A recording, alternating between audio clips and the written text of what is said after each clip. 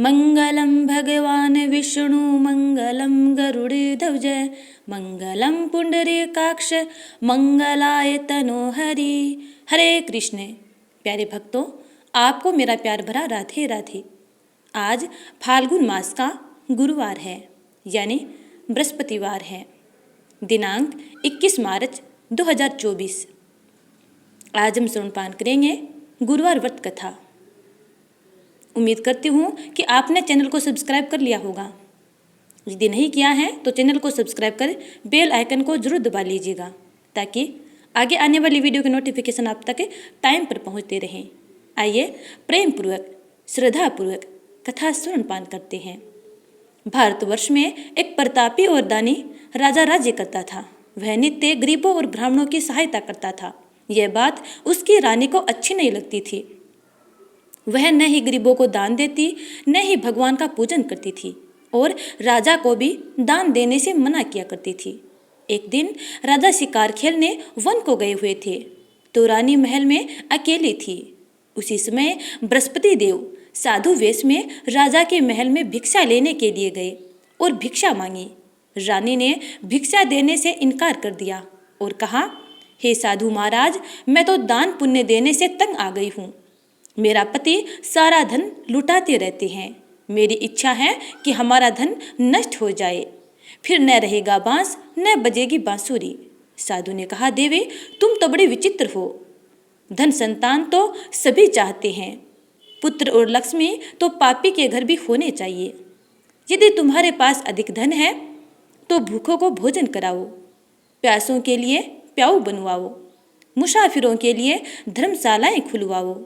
जो निर्धन अपनी कुंवारी कन्याओं का विवाह नहीं कर सकते, उनका विवाह करवा दो।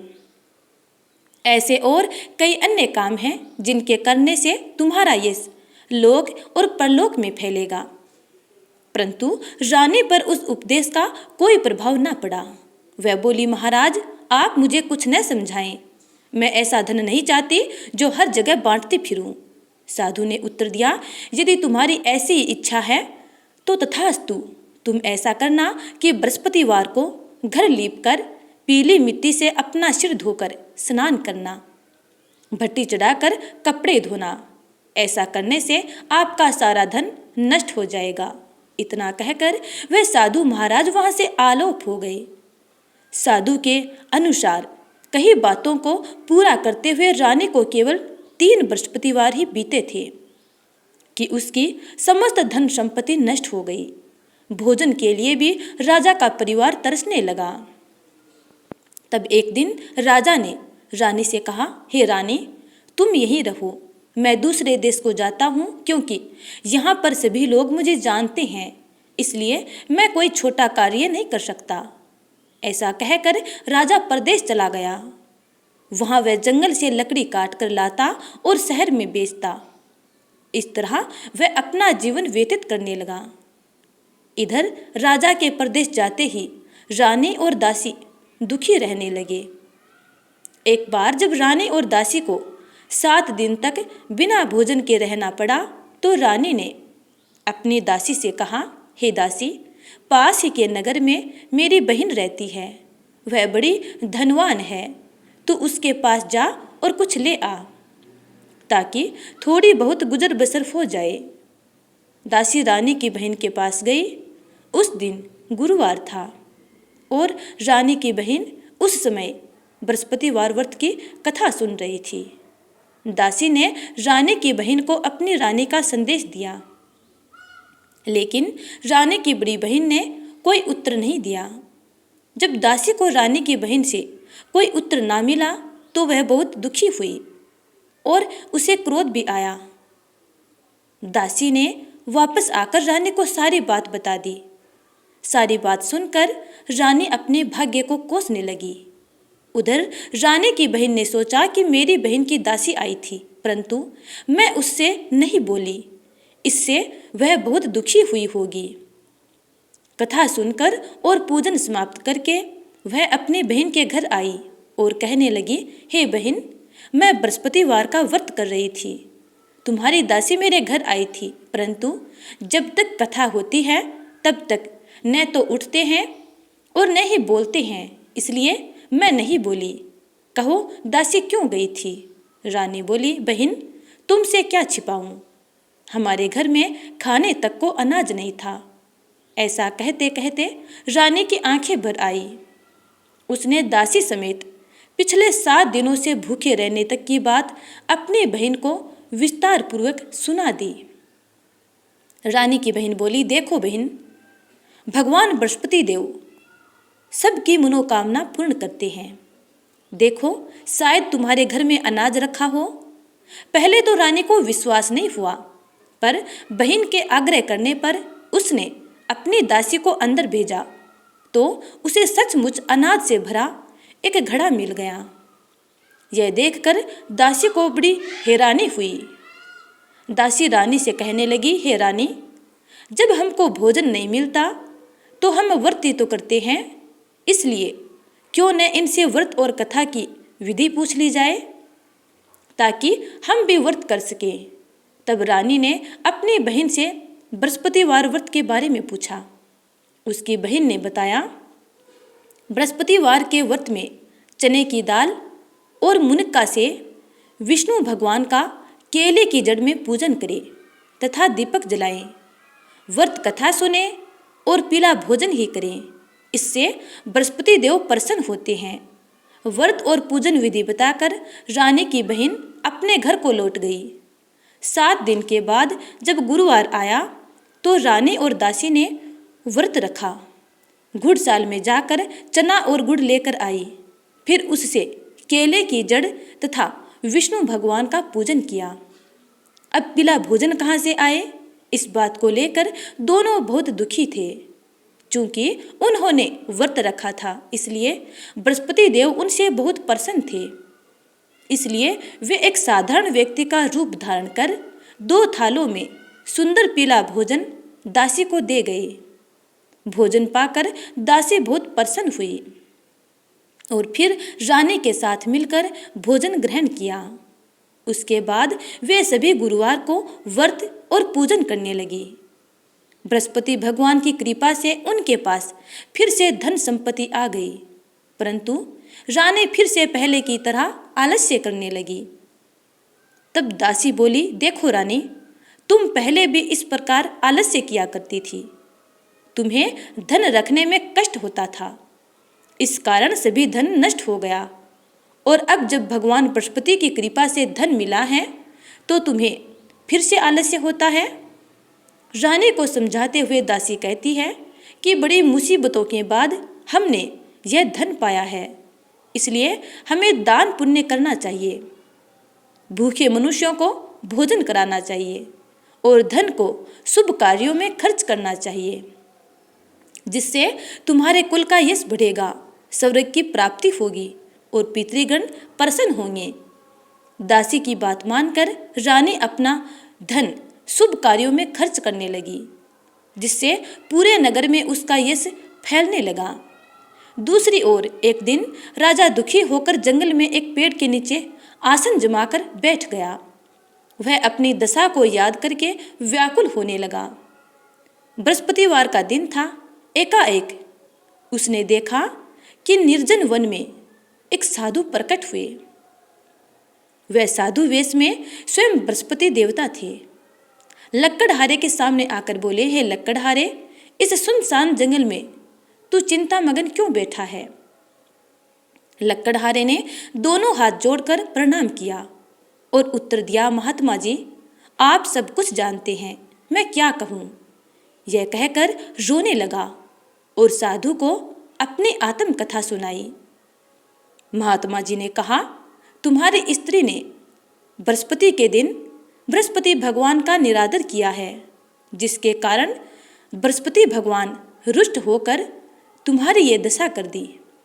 अब तुम चिंता को दूर करके मेरे कहने पर चलो तो तुम्हारे सब कष्ट दूर हो जाएंगे और भगवान पहले से भी अधिक संपत्ति देंगे। तुम बृहस्पति के दिन कथा किया करो। 2 पैसे के चने मुनका लाकर उसका प्रसाद बनाओ और शुद्ध जल से लोटे में शक्कर मिलाकर अमृत तैयार करो। कथा के पश्चात अपने सारे परिवार और सुनने वाले प्रेमियों में अमृत व प्रसाद बांटकर आप भी ग्रहण करो। ऐसा करने से भगवान तुम्हारे सब मनोकामनाएं पूरी करेंगे। साधु के ऐसे वचन सुनकर लकड़हारा बोला, हे प्रभु, मुझे लकड़ी बेचकर इतना पैसा नहीं मिलता जिससे भोजन के उपरांत मैं कुछ बचा सकूं। मैंने रात्रि में अपनी स्त्री को व्याकुल देखा है। मेरे पास कुछ भी नहीं जिससे मैं उसकी खबर मंगा सकूं। साधु ने कहा, हे लकड़हारे, तुम किसी बात की चिंता मत करो। बृहस्पति के दिन तुम रोजाना की तरह लकड़ियां लेकर शहर को जाओ। तुमको हर रोज से दुगुना धन प्राप्त होगा, जिससे तुम भली भांति भोजन कर लोगे तथा बृहस्पति देव की पूजा का सामान भी आ जाएगा। इतना कहकर साधु अंतर्धान हो गए। धीरे धीरे समय व्यतीत होने पर फिर वही बृहस्पतिवार का दिन आया। लकड़हारा जंगल से लकड़ी काटकर किसी शहर में बेचने गया। उसे उस दिन और दिन से अधिक पैसा मिला। राजा ने चना गुड़ आदि लाकर गुरुवार का व्रत किया। उस दिन से उसके सभी क्लेश दूर हो गए। परंतु जब दोबारा गुरुवार का दिन आया तो बृहस्पतिवार का व्रत करना राजा भूल गया। इस कारण बृहस्पति देव पुनः नाराज हो गए। उस दिन उस नगर के राजा ने विशाल यज्ञ का आयोजन किया था तथा शहर में यह घोषणा करा दी कि कोई भी मनुष्य अपने घर में भोजन न बनावे, न आग जलावे। समस्त जनता मेरे यहाँ भोजन करने आवे। इस आज्ञा को जो न मानेगा उसे फांसी की सजा दी जाएगी। इस तरह की घोषणा संपूर्ण नगर में करवा दी गई। राजा की आज्ञा अनुसार शहर के सभी लोग भोजन करने गए, लेकिन लकड़हारा कुछ देर से पहुंचा।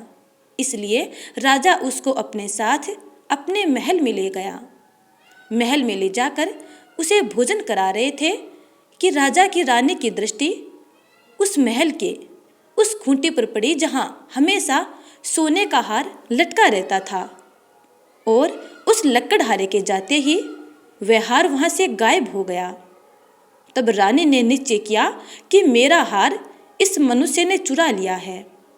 उसी समय सिपाहियों को बुलाकर उसको कारागार में डलवा दिया गया।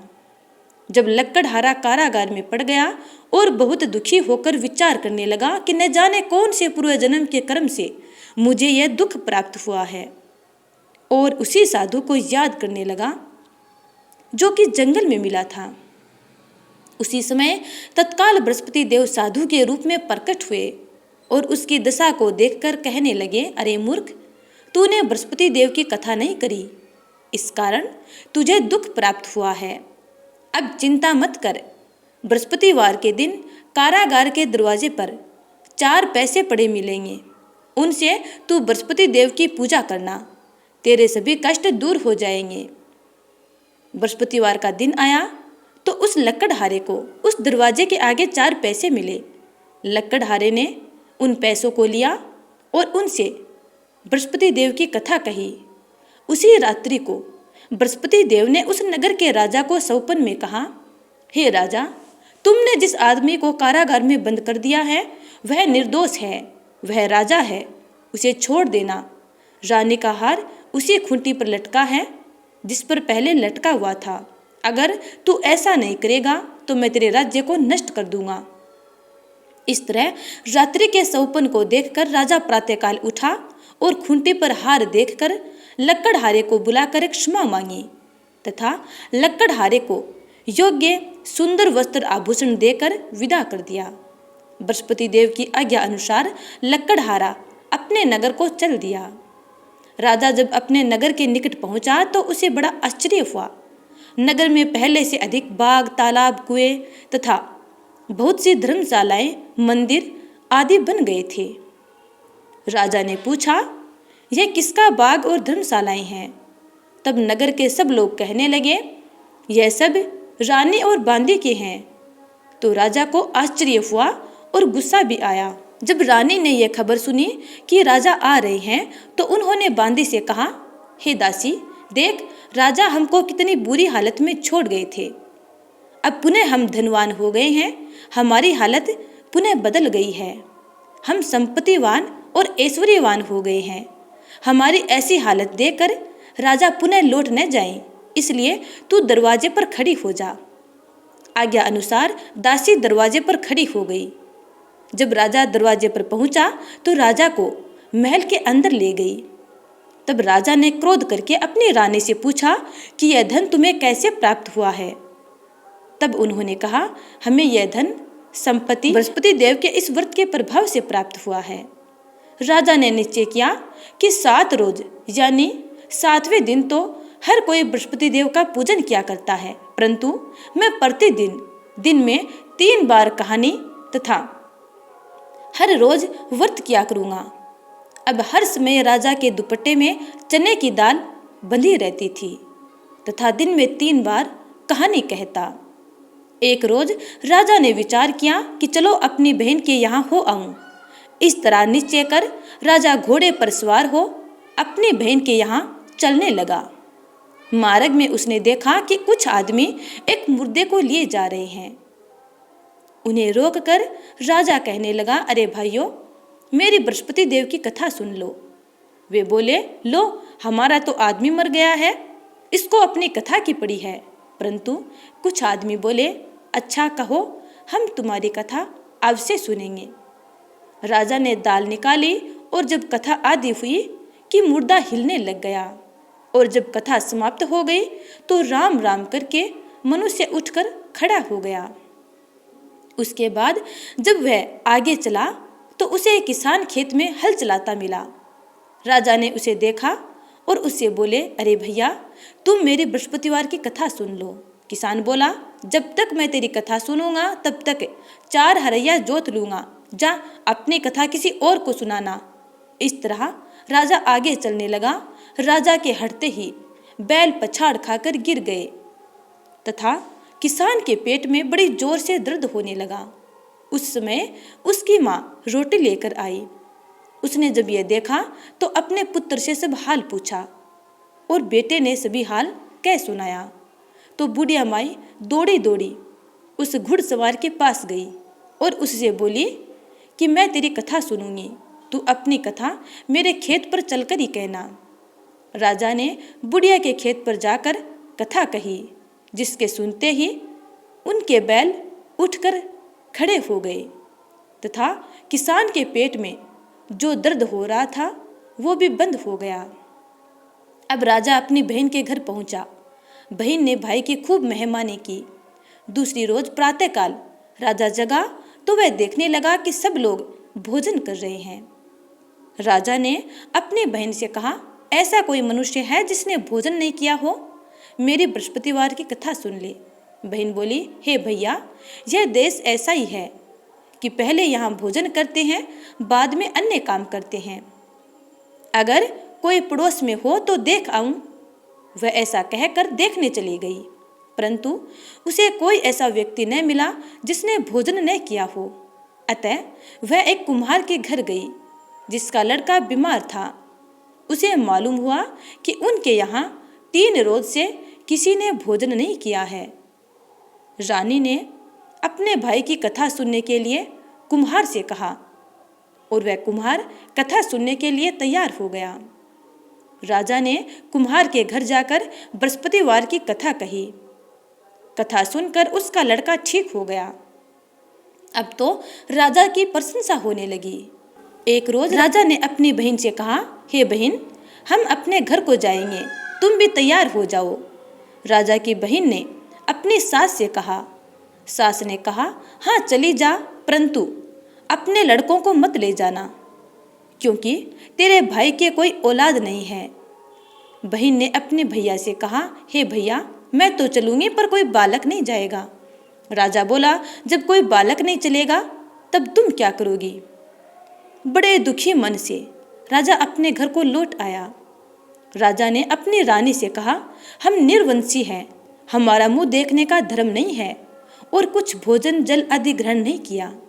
रानी बोली, हे प्रभु, बृहस्पति देव ने हमें सब कुछ दिया है, वे हमें औलाद भी अवश्य देंगे।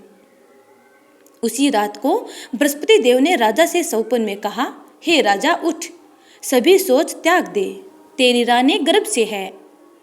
राजा जब सुबह उठा तो अपने सौपन की यह बात अपने घर के सभी सदस्यों को बताई।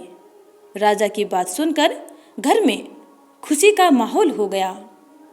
9वें महीने में राजा की रानी के गर्भ से एक सुंदर पुत्र पैदा हुआ। तब राजा बोला, हे रानी, स्त्री बिना भोजन के रह सकती है, पर बिना कहे नहीं रह सकती। जब मेरी बहन आवे तुम उससे कुछ मत कहना। रानी ने सुनकर हाँ कर दी। जब राजा की बहन ने यह शुभ समाचार सुना तो वह बहुत खुश हुई तथा बधाई लेकर अपने भाई के यहाँ आई। तभी रानी ने कहा, घोड़ा चढ़कर तो नहीं आई, गधा चढ़ी आई है। राजा की बहन बोली, भाभी, मैं इस प्रकार न कहती तो तुम्हें औलाद कैसे मिलती। बृहस्पति देव ऐसे ही हैं, जैसे जिसके मन में कामनाएं हैं सभी को पूर्ण करते हैं। जो सद्भावना पूर्वक बृहस्पतिवार का व्रत करता है एवं कथा श्रवण पान करता है अथवा अन्य को सुनाता है, बृहस्पति देव उसकी सभी मनोकामनाएं पूर्ण करते हैं। भगवान बृहस्पति देव उसकी सदैव रक्षा करते हैं। संसार में जो मनुष्य सद्भावना से भगवान जी का पूजन व्रत सच्चे हृदय से करते हैं और उनकी मन इच्छाएं पूर्ण करते हैं, तो प्रेम से बोलिए, भगवान श्री हरि विष्णु की जय। जय जय श्री राधे, जय जय श्री राधे।